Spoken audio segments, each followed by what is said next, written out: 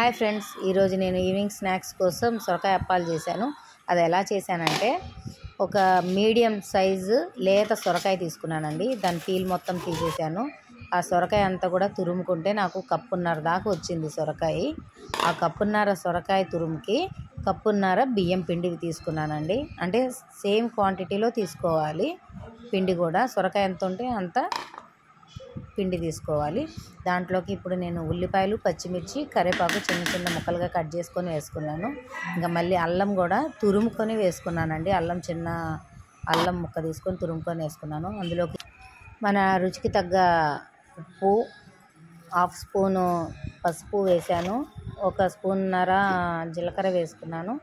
ఒక అరగంట సేపు నానబెట్టిన పచ్చెనగపప్పు వేసానండి. ఇవన్నీ కూడా బాగా కలిసేటట్టు కలిపాను. వాటర్ మాత్రం పోయకుండా చేసుకోవాలండి. అంటే ఇప్పుడు ఆ సొరకాయలో వాటర్ కంటెంట్ ఉంది కాబట్టి ఆ సొరకాయకి ఎంతవరకు వస్తుందో పిండి కలుస్తుందో అంతవరకు కలుపుకోవాలి. పిండి ఇంకా పొడి పొడిగా ఉందంటే మాత్రం కొంచెం వాటర్ చిలకరించుకుంటూ కలుపుకోవాలండి. వాటర్ కొంచెం కొంచెమే వేసుకోవాలి. ఎక్కువగా పోసుకుంటే పిండి అంతా లూజ్ అయిపోతుంది. అప్పుడు గారెలు వేసుకోవడానికి రాదండి, అప్పాలు చేసుకోవడానికి. అందుకని చెప్పేసి కొంచెం కొంచెం చల్లుకుంటూ పిండి కలుపుకోవాలి. ఈ పిండి మాత్రం మరీ గట్టిగా ఉండకూడదు, మరీ జారిపోయేంత పిండి కాకుండా గార పిండి మీద కన్నా కొంచెం కొంచెం గట్టిగా చేసుకుంటే సరిపోతుందండి. ఇంకో ఆ విధంగా అలా ఉండాలండి. పట్టుకుంటే అలా వాటర్ పోసుకుంటూ అలా కలుపుకోవాలండి. ఇప్పుడు ఒక కవర్ మీద తడి చేసుకుంటూ అవి వెడల్పుగా ఒత్తుకున్నానండి. దాంట్లోకి నేను గారెల్లాగా హోల్ చేసి పెట్టాను.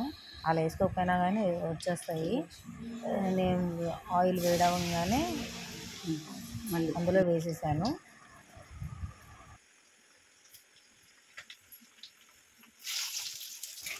నేను చిన్న బాండీలో వేసాను కాబట్టి 3 వేసుకుంటున్నానండి.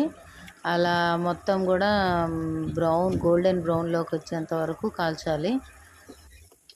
అదండి, చాలా సింపుల్ అండ్ టేస్టీ స్నాక్ అండి. చాలా బాగుంటుంది. పిల్లలకి చేసి పెట్టండి, ఇలాగా సూపర్ ఉంటుంది. మీరు కూడా ట్రై చేయండి ఫ్రెండ్స్. చేసుకున్నాక ఎలా ఉందో నాకు ఒక కామెంట్ పెట్టండి. మీకు నచ్చితే కనుక లైక్ చేయండి. Thank you.